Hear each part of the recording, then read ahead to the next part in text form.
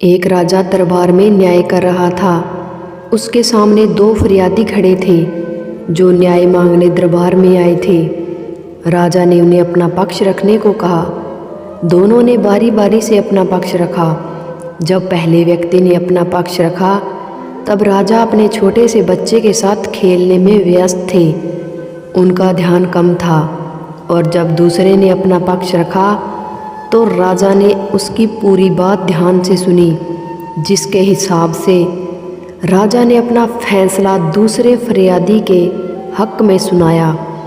यह सुन सभी दरबारी स्तंभ रह गए, क्योंकि सभी को पहला व्यक्ति निर्दोष लग रहा था, पर राजा के सामने सच बोलने की हिम्मत किसी की भी नहीं थी। इस बात को 2 दिन बीत गए। तीसरे दिन उस व्यक्ति का बेटा दरबार में पहुंचा और राजा से न्याय मांगने लगा।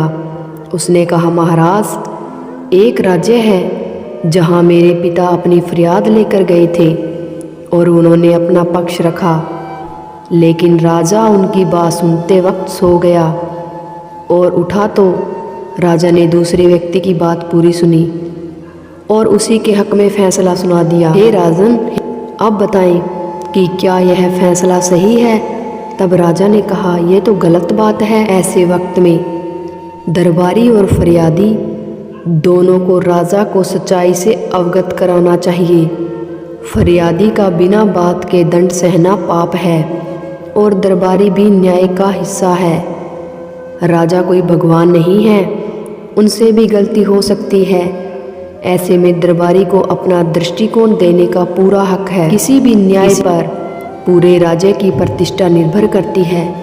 राजा की बात खत्म होने पर फरियादी के बेटे ने कहा, हे राजन, वह राजा आप हैं। आपने ही मेरे पिता को सजा सुना दी है। जब वे अपना पक्ष आपके सामने रख रहे थे, आप अपने पुत्र के साथ खेलने में व्यस्त थे और इस कारण आपने पूरी बात नहीं सुनी। आपके सामने बोलने की हिम्मत किसी की भी न थी, जिसके परिणाम स्वरूप पिछले 2 दिन से मेरे पिता सजा भोग रहे हैं। राजा ने यह बात सुनकर अपना न्याय बदला और दरबारियों को फटकारा। इसके साथ ही राजा ने सत्य बोलने वाले उस फरियादी के पुत्र का अभिवादन किया और उसे पुरस्कार स्वरूप राज्य के कार्यशाला में पद दिया। सच्चाई कैसी भी हो, उसका साथ देने से कभी नुकसान नहीं होता। अगर दरबारी की तरह फरियादी का पुत्र भी चुप रहता तो उसके पिता को सजा भोगनी पड़ती। साथ ही जो सबक राजा और दरबारी को मिला वो भी नहीं मिलता। एक व्यक्ति के सच बोलने से कई व्यक्तियों का लाभ होता है। जिस तरह से राजा ने सत्य को स्वीकार कर अपनी भूल को ठीक किया, उसी तरह सभी को अपनी गलती स्वीकार करने में शर्म नहीं करनी चाहिए, अपितु उसे स्वीकार कर उसे ठीक कर उससे सीख लेनी चाहिए।